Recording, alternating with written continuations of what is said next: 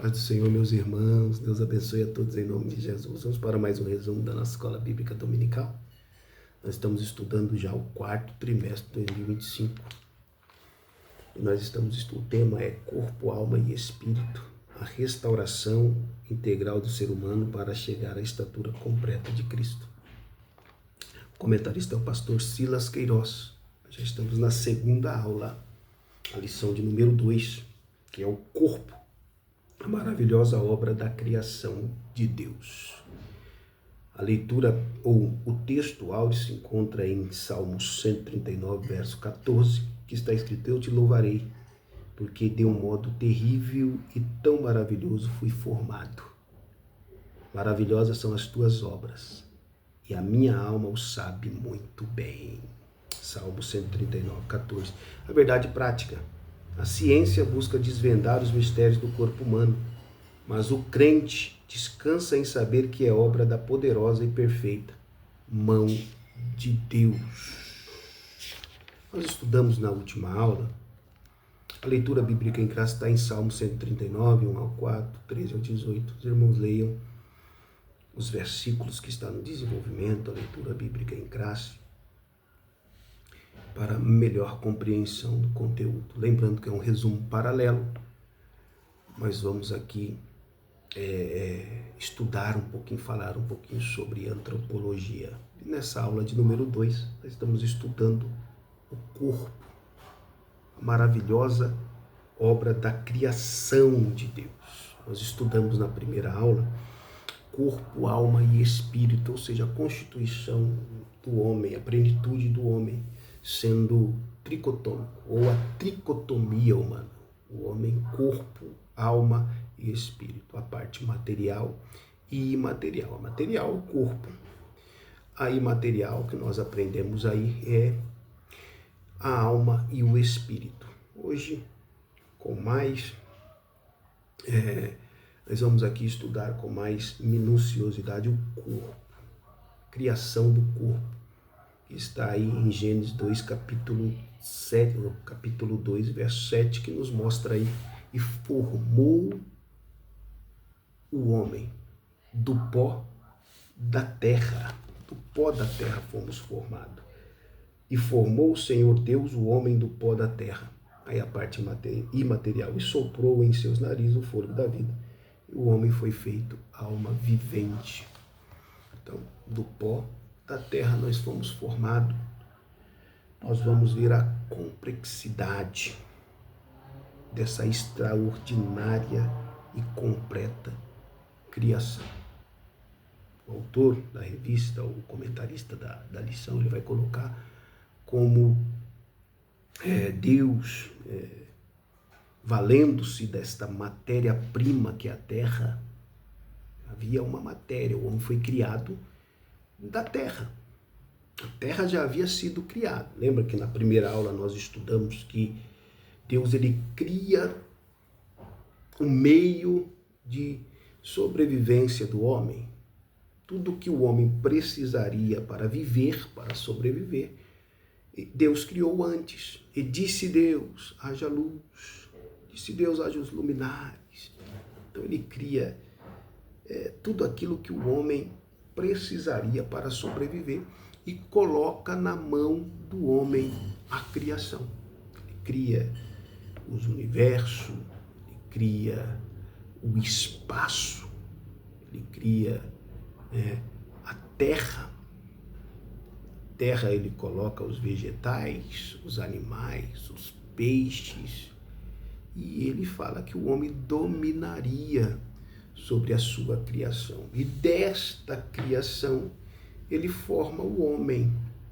E dessa matéria-prima tão comum que coloca aqui o nosso irmão Silas, o pastor Silas Queiroz, comentarista, desta matéria tão comum, Deus ele faz uma obra tão extraordinária, complexa, mas completa. Ele coloca como o homem tendo aí uma estimativa, por cerca de 37 trilhões de células, tecidos, órgãos e sistemas cujo funcionamento desafia a mais moderna ciência. O homem descansa em Deus. Não precisa ficar procurando resposta para a criação de Deus.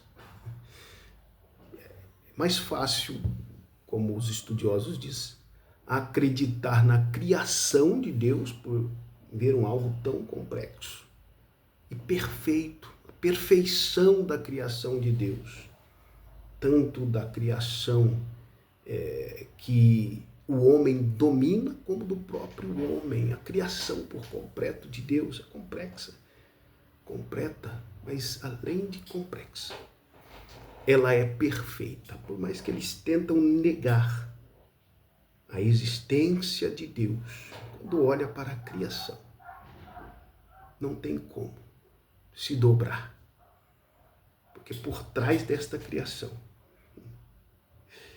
tem um autor, por trás desta criação tem um exímio criador de uma obra tão perfeita. E é Deus. É Deus que está por trás de toda a criação. Ele que cria todas as coisas. Então, nós como servos de Deus, nós não procuramos, não precisamos procurar resposta para a complexidade do corpo humano, para a complexidade da criação, porque ela é perfeita. Ela é perfeita. Então é mais fácil acreditar que existe um Deus que criou todas as coisas do que a ciência e o que vem ensinando por meio de teorias evolucionistas, entre outras. Amém, meus queridos? O homem é criação de Deus. É interessante que nós aprendemos que o homem foi criado daquilo que já foi criado, que é o capítulo 2, verso 7, né? Criou Deus o homem do pó da terra. E a mulher, né? De uma forma similar. Tudo que há na terra, né? A formação do embrião, por meio do óvulo da mulher, o encontro do óvulo com o espermatozoide, ou o espermatozoide encontrando o óvulo, formando aí essas divisões celulares, resultando aí nesse processo inicial que é a fecundação, que resulta aí no óvulo, né? O óvulo, e tudo que há no óvulo é um negócio tão complexo, né? Mas os irmãos vão entender que todos os elementos, né, alguns elementos que há no corpo humano, né, no embrião do homem, a sua formação inicial, no corpo humano, os elementos há na terra, que Deus formou, e também há no corpo humano, em menos proporção, lógico, como o oxigênio se encontra no corpo humano e se encontra na terra. O carbono, o hidrogênio, o nitrogênio, o cálcio, o fósforo, entre outros aí, que mostra aí nessa composição do corpo humano, na criação do corpo humano, mostrando e provando para a ciência que o homem não é fruto da evolução, é criação divina que usou aí os elementos da terra. O homem é feito do barro, da argila, né? O que se encontra no barro e na argila se encontra no homem. Então a parte imaterial é criada daquilo que já foi criado e é comprovado biblicamente. O que a Bíblia nos apresenta, a ciência, através de estudo, vem comprovando, a boa ciência vem comprovando aí a criação de Deus. 37 trilhões de células. Meu Jesus amado, é a formação aí do corpo humano. Então, ele vai fechar: este mistério só pode ser entendido pela fé. Só pode ser entendido pela fé. Esse mistério só pode ser compreendido pela fé. Ele é comprovado, comprova a ciência, a boa ciência. A ciência, a boa ciência vai, não que a Bíblia precise, irmão, de comprovação, mas o que ela traz, às vezes que parece novidade, a Bíblia está ano-luz à frente, mostrando aí, mostrando a perfeita criação de Deus.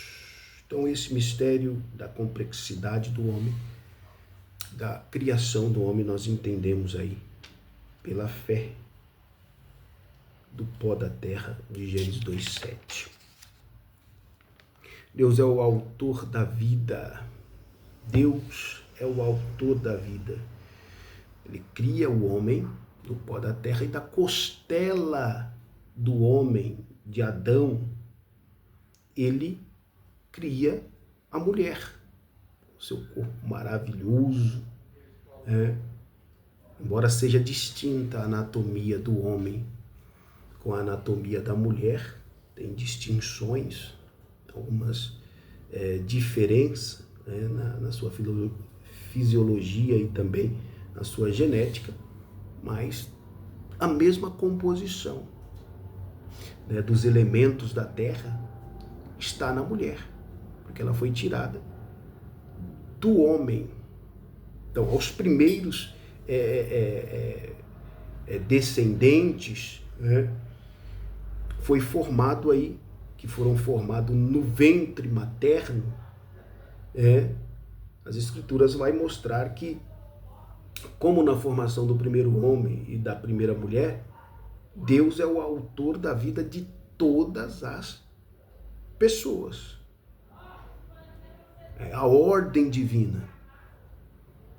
Frutificai e multiplicai. Em Gênesis 1 e o versículo 26. E disse Deus: façamos o homem conforme a nossa imagem e semelhança, domine sobre os peixes do mar, e sobre as aves dos céus, e sobre o gado, e sobre toda a terra, e sobre todo réptil que se move sobre a terra. E criou a imagem, e criou Deus o homem à sua imagem, a imagem de Deus os criou, macho e fêmea os criou. Aí, ó. E Deus os abençoou, no versículo 1, capítulo 28. Não, capítulo 1, verso 28.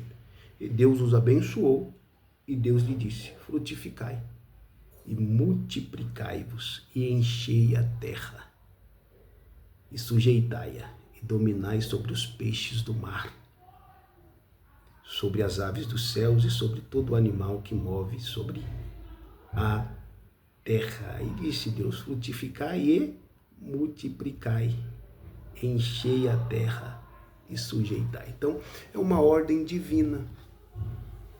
A palavra de Deus ecoa na eternidade. A ordem divina que ele dá a Adão e Eva é passado a todos. Então, todos que nascem,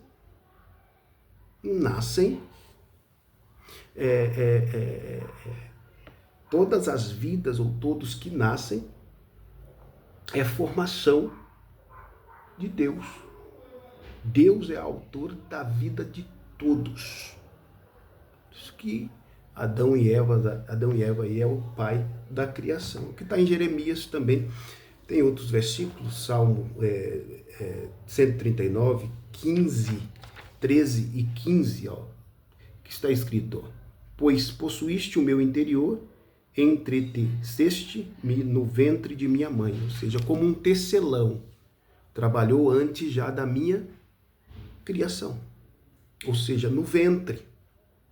No ventre ele já tinha forma, estava sendo formado. Inclusive, na formação integral, vai mostrar que havia a vida humana desde o ventre, desde a fecundação. O homem, a criança já tem vida no ventre, nós veremos. E no versículo 15, os meus ossos não te foram encobertos, quando no oculto fui formado e entretecido como nas profundezas da terra, como um tecelão trabalhando na criação do homem. Em Jeremias 1 e o verso 5, vai estar escrito que Jeremias, desde o ventre, vai falar da formação do ventre. Glória. Jeremias 1:5. Antes que eu te formasse no ventre, eu te conheci, e antes que saísse da madre te santifiquei, e as nações te dei por profeta. Antes que eu te formasse no ventre.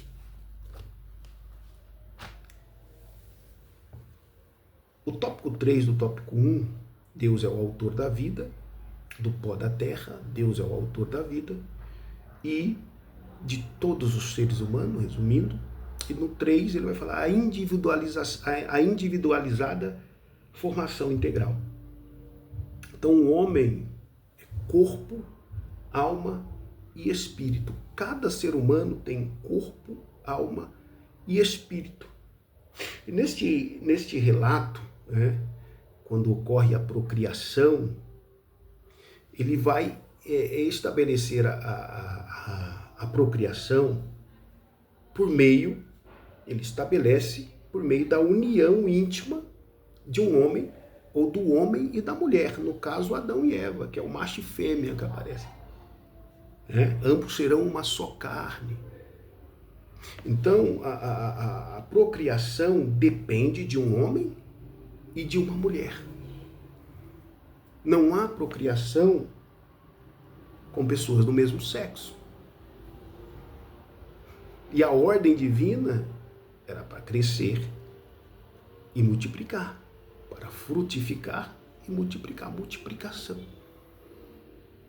Então, no relato bíblico, isso só ocorre e é fato que é por meio de um homem e de uma mulher, a união íntima de um homem e uma mulher, e Deus, esse princípio não pode ser quebrado. Embora a ciência da medicina procure algumas alternativas, se falando também a lei da vida, procurando aí leis que aprovam o aborto.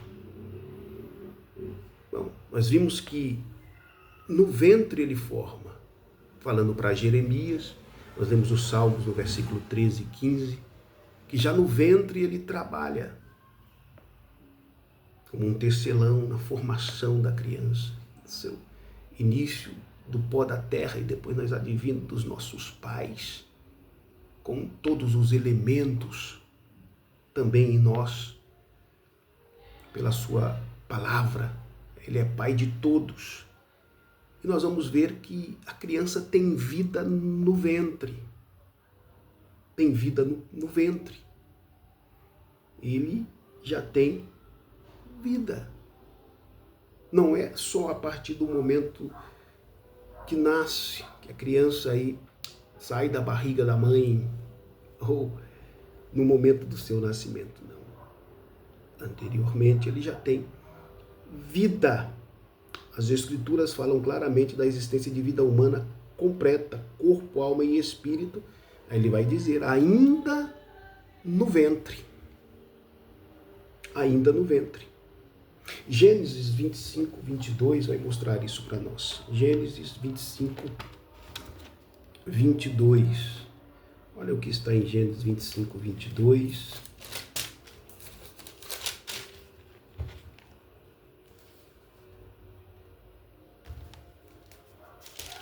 Gênesis 25, 22. Isso aqui. E os filhos lutavam dentro dela. Então disse, se assim é, porque sou eu assim? E foi-se a perguntar ao Senhor. E os filhos lutavam no ventre dela. Esaú e Jacó. Mostrando que eles já têm vida. Nós não precisamos narrar aqui a história, só para nós entendermos que ele já tem vida no ventre.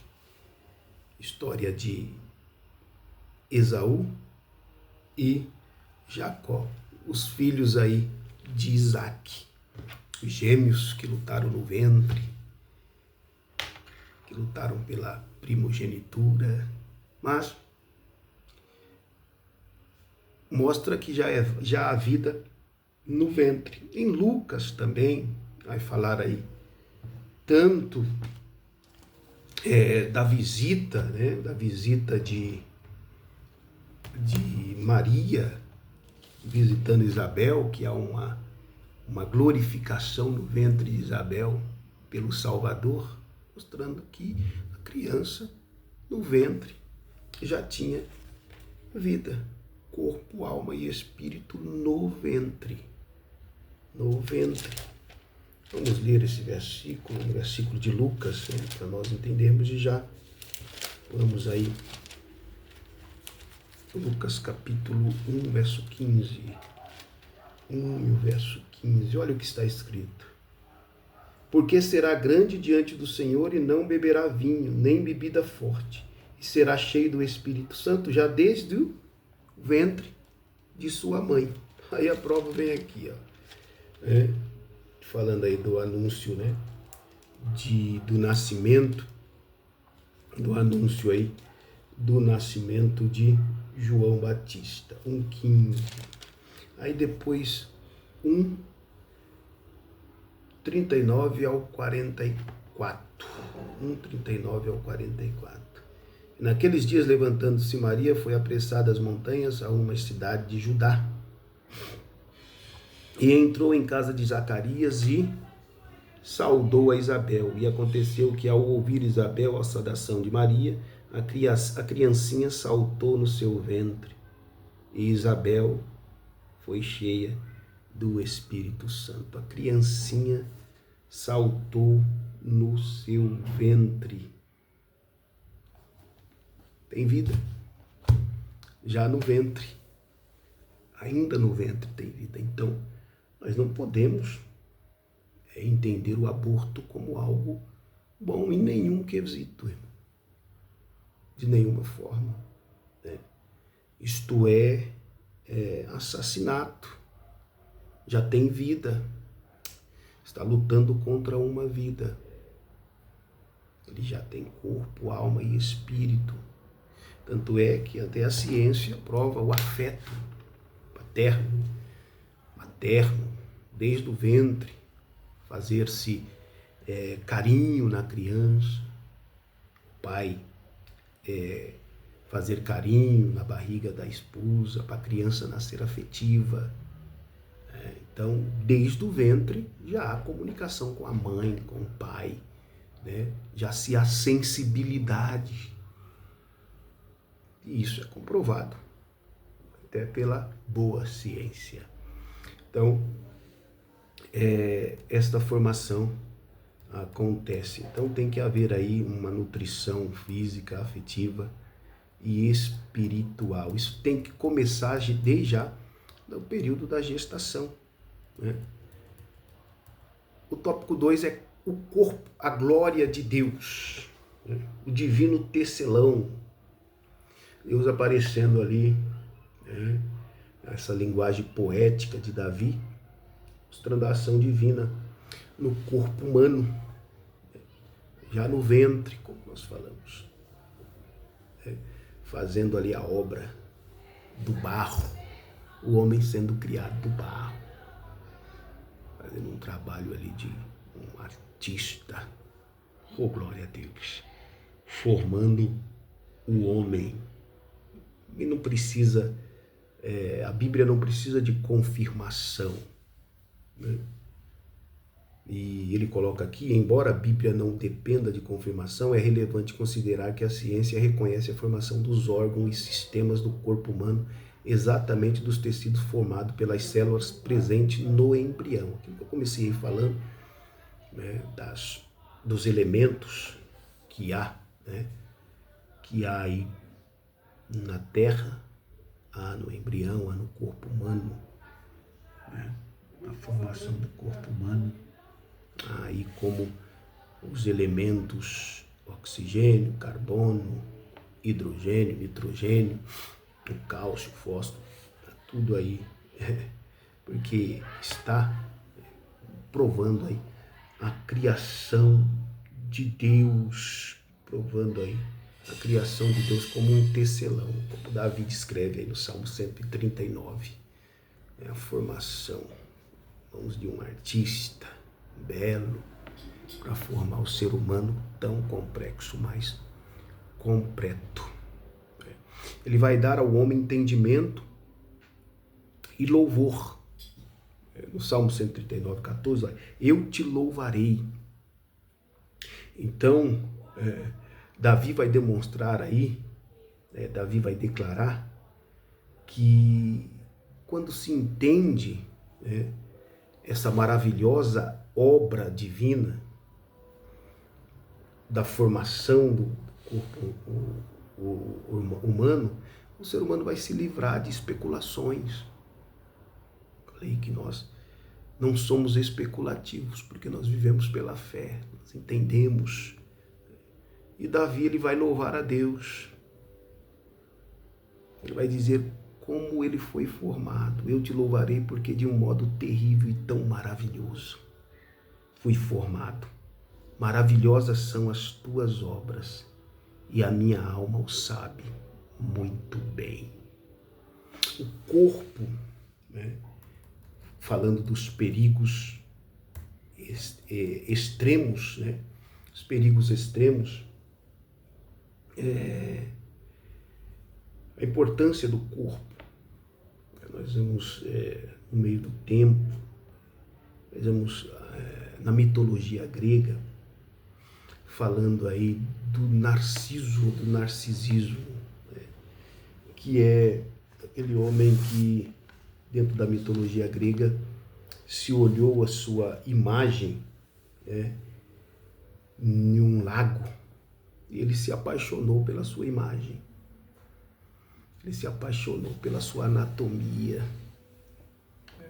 o corpo humano.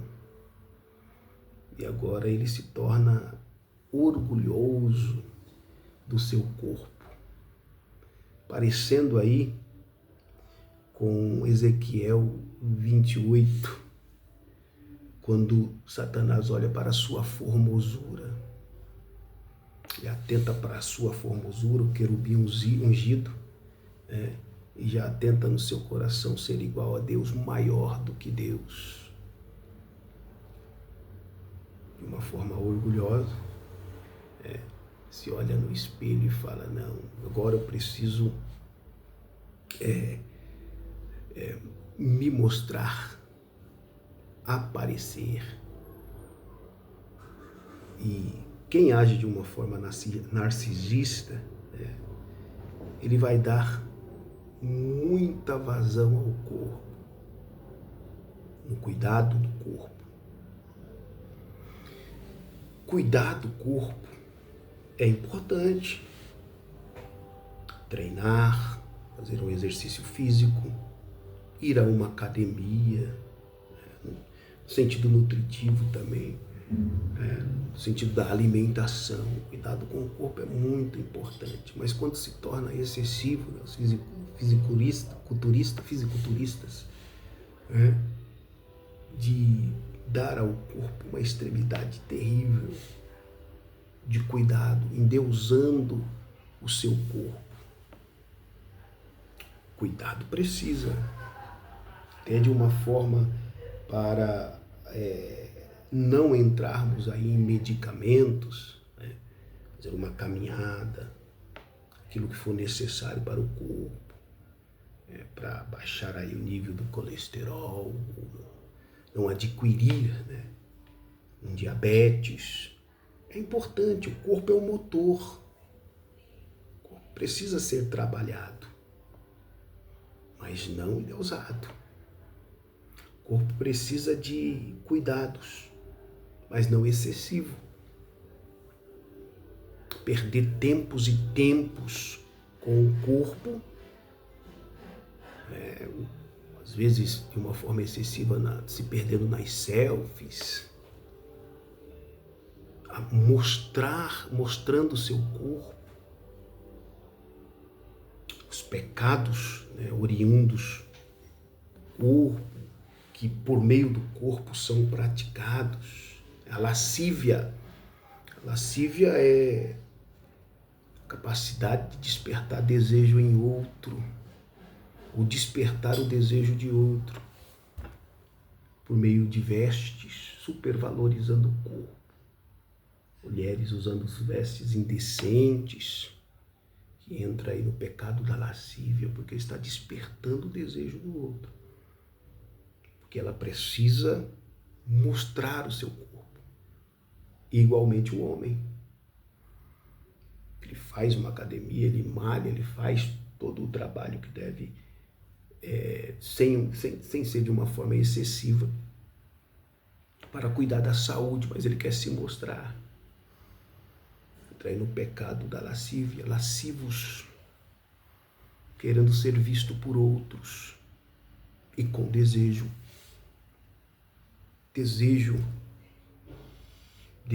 de ser lisonjeados, ser elogiados. O corpo da mulher é para o seu homem, para o seu marido. O corpo do homem é para a sua mulher. Não tem necessidade de se mostrar. Fujamos dos extremos. Então o corpo precisa ser cuidado. O corpo precisa ser, sim, mas nada excessivo e que tome o lugar de Deus. Exercício corporal é de pouco proveito. Não é de nenhum proveito. É de pouco proveito. Os perigos dos extremos. Desde os tempos antigos, a humanidade tem oscilado entre dois extremos, sobre o valor e a importância do corpo.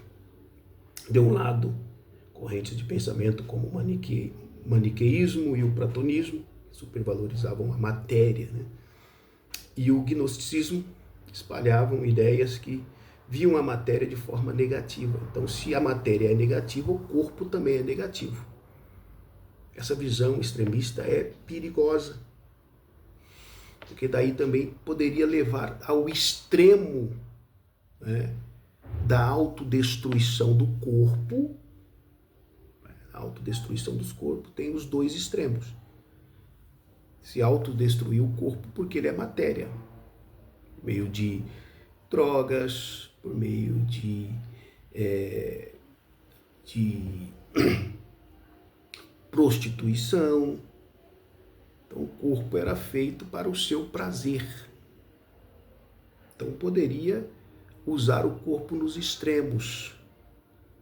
E também o outro ponto, do autocuidado, o extremo da matéria.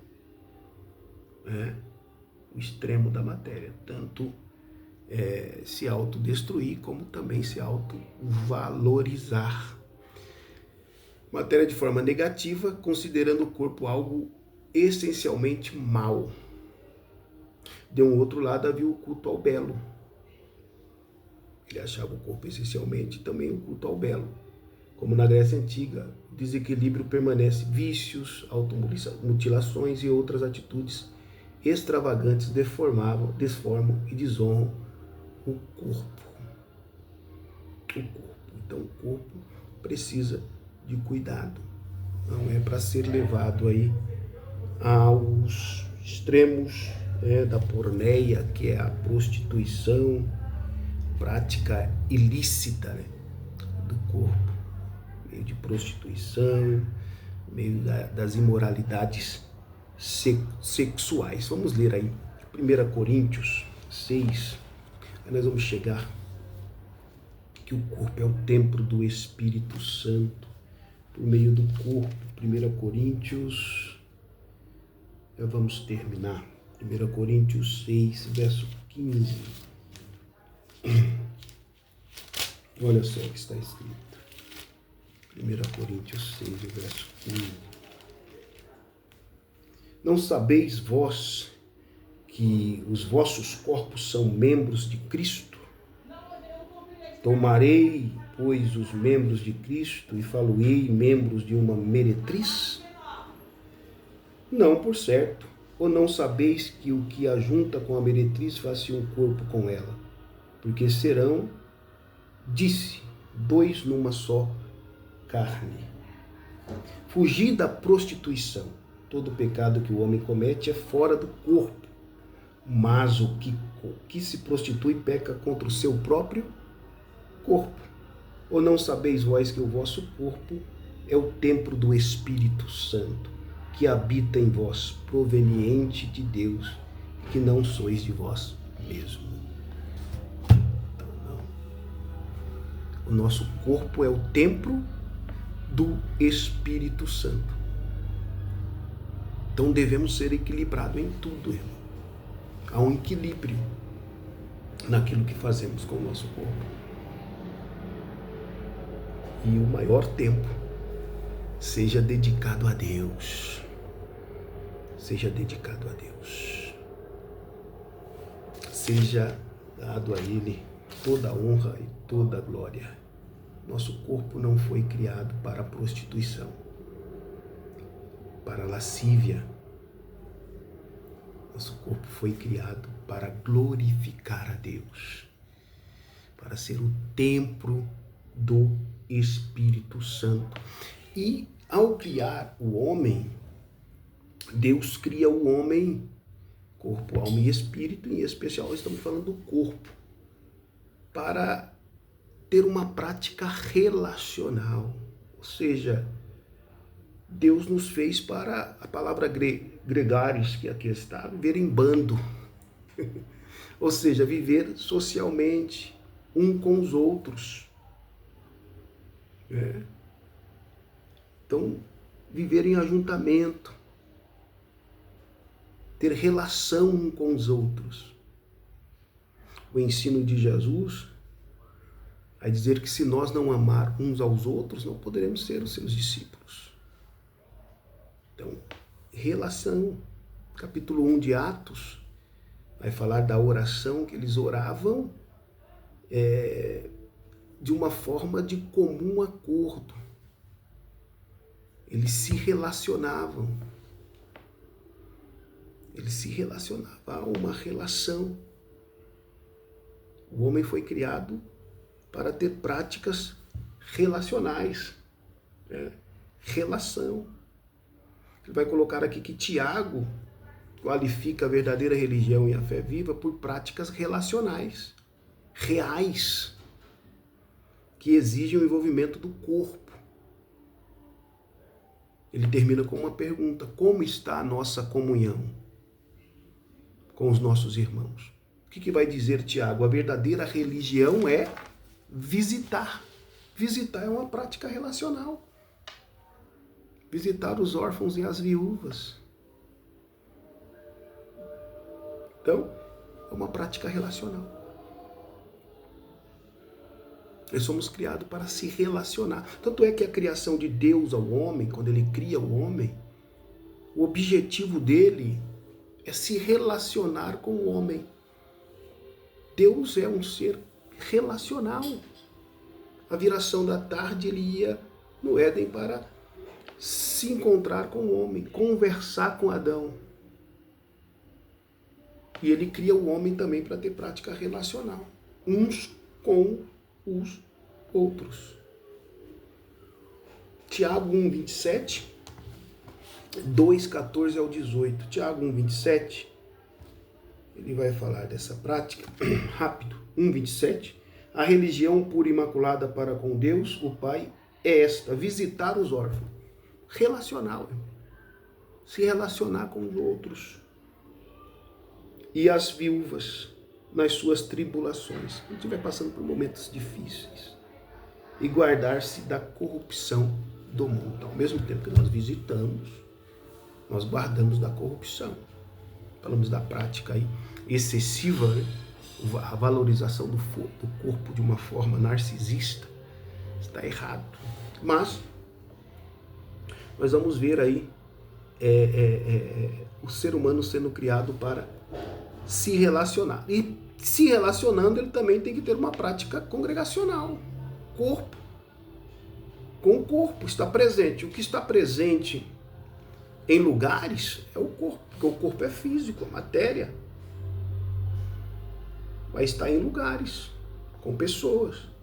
E a prática congregacional é a nossa, é uma das nossas, nossa maneira de viver. Estar presente nos cultos, estar presente em reuniões. Então, o corpo é os elementos fundamentais do culto divino. Se apresentar com outras pessoas. Nós fomos criados para se relacionar. E se relacionando, nós vamos ter uma prática congregacional. Então há uma necessidade. As Escrituras falam da necessidade da reunião coletiva. E nós termos aí uma vida congregacional. Hebreus 10, 24 e 25.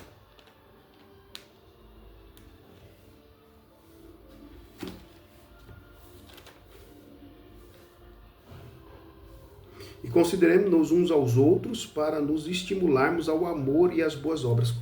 O amor. 1 João vai dizer que se nós dissermos que amamos a Deus e não amamos o nosso irmão, estamos mentindo. O amor é uma prática relacional. Amar os nossos irmãos. Como que vai amar sem ter prática? Sem ter uma relação? Sem conversar, sem ajudar, sem perguntar? Sem se preocupar com o próximo? Sem saber? É uma prática relacional, amor. Como vai ter amor sem ter relação?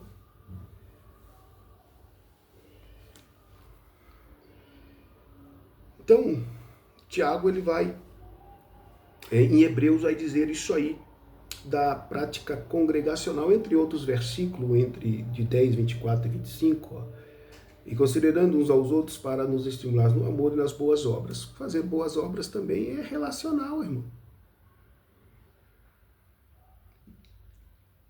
Porque se pecarmos voluntariamente, depois de termos recebido o conhecimento da verdade, já não resta mais sacrifício. O livro 26, desculpa. Não deixando a nossa congregação. Ó, congregacional. Então, os desigrejados perdem aqui. Tem que haver uma instituição, tem que haver um local de culto para estarmos ali adorando a Deus coletivamente, não deixando a nossa congregação, como é costume de alguns, antes admoestando-os uns aos outros, e tanto mais quanto vedes que se vai aproximando aquele dia, o dia do Senhor. Então, o movimento desigrejado, ele é antibíblico e se torna altamente prejudicial à fé cristã, ou à vida cristã. Precisa ter um lugar para congregar. Nós somos um corpo, não vivemos fora do corpo. Cristo é a cabeça, nós somos o corpo. Cada membro tem a sua importância, mas um membro depende do outro para continuar tendo vida. Um membro fora do corpo não tem vida. Então, a importância da coletividade. Um membro fora do corpo não tem vida. Não tem. Não tem. Quando eu falo isso, eu gosto de citar o pastor Elias, falando na sua pregação que é impossível. Nós vamos se admirar, se assustar. Quando nós vemos uma pessoa sem a perna andando, isso não nos traz... Nós não vemos nada de incomum a pessoa andar sem uma perna, porque ele anda, ele vai aos lugares. Agora, se você vê a perna sozinha pulando, isso vai trazer, porque não tem como sobreviver fora do corpo membro. depende do corpo, depende da cabeça. Cristo é a cabeça, nós somos o corpo. Então, o valor à coletividade. O Desengrejados é antibíblico e é altamente prejudicial à fé, à verdadeira vida cristã. A tecnologia no culto é importante. Precisamos estar presentes no culto, nos envolver diretamente com o culto.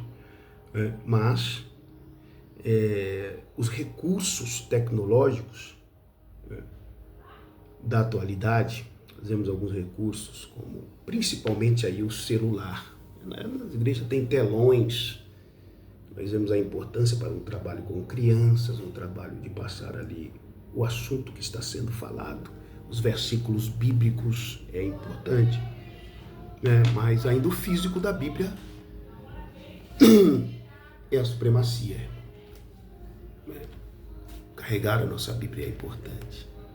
Mas nós vemos a importância dos recursos tecnológicos.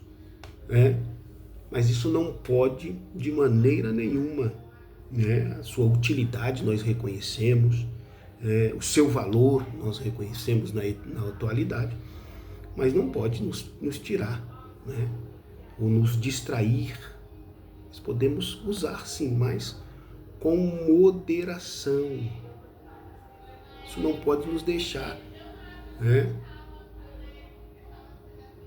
inertes. É perigoso.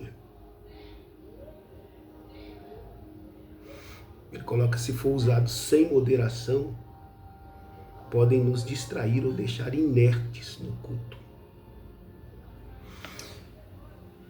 A importância, coloca aqui na escola secular, viram a importância e reconhecem os prejuízos, da tecnologia, ou dos celulares principalmente, que foi tirado aí uma atenção toda especial aí para o uso do celular nas escolas. Pode ser usado aí lá, se tem os tablets, os notebooks, que são usados só de uma maneira pedagógica.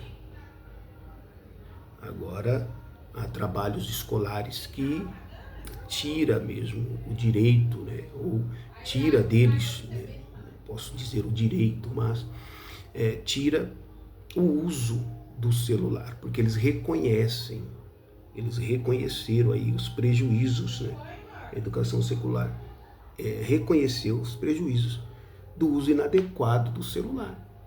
O uso inadequado do celular pode levar a tantas coisas aí sérias,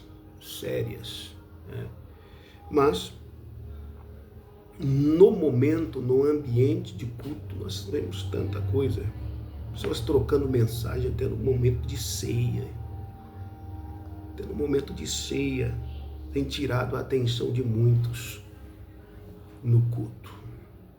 Então, desligue o celular, desligue aí aquilo que a tecnologia se usa nos nossos dias, em especial o celular.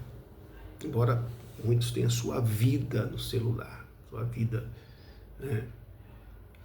no celular, tudo, contas, o trabalho, trabalha no celular. No momento do culto, se puder desligar, chegar em um ambiente familiar para conversar, desligue o celular, dê tempo para as crianças, seus filhos usarem o celular. Tente entender, ver no que eles estão usando, o que eles estão pesquisando, porque é nocivo.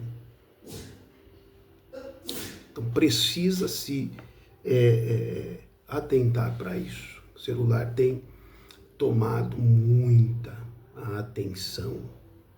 Depois fica um crente sem conhecimento, até parado no tempo aí, porque o inerte, parado, sem vida, por conta aí do mau uso da tecnologia. O mau uso. Há bom uso para o celular. Estou usando o celular para gravar essa aula, esse resumo, esse assunto. Então, isso é nocivo, traz muitos prejuízos para o corpo.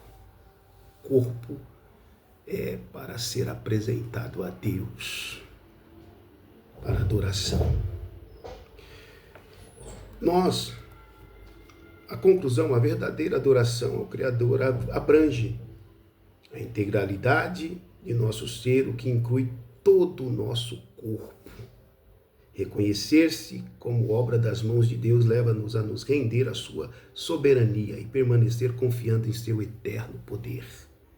Que saibamos possuir nosso corpo em santificação e honra. Nosso corpo é criação de Deus. Do pó, do barro nós fomos criados.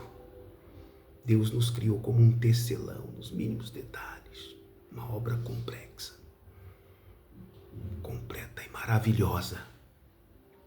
Romanos 12:1, que nós lemos aqui, vai estar escrito como devemos comparecer com o nosso corpo. Romanos 12:1. Já terminamos. Rogo vós, pois, irmãos, pela compaixão de Deus, que apresenteis o vosso corpo em sacrifício vivo, santo e agradável a Deus, que é o vosso culto racional. Apresenteis o vosso corpo em sacrifício vivo, santo e agradável a Deus. O nosso corpo é o templo do Espírito Santo. 1 Coríntios 3,16 e o verso 6 e também 19 que lemos, mas 3,16, não sabeis vós que sois o templo de Deus e que o Espírito de Deus habita em vós? 6,19, ou não sabeis que o vosso corpo é o templo do Espírito Santo que habita em vós, proveniente de Deus e que não sois de vós mesmos? Nosso corpo é o templo do Espírito Santo.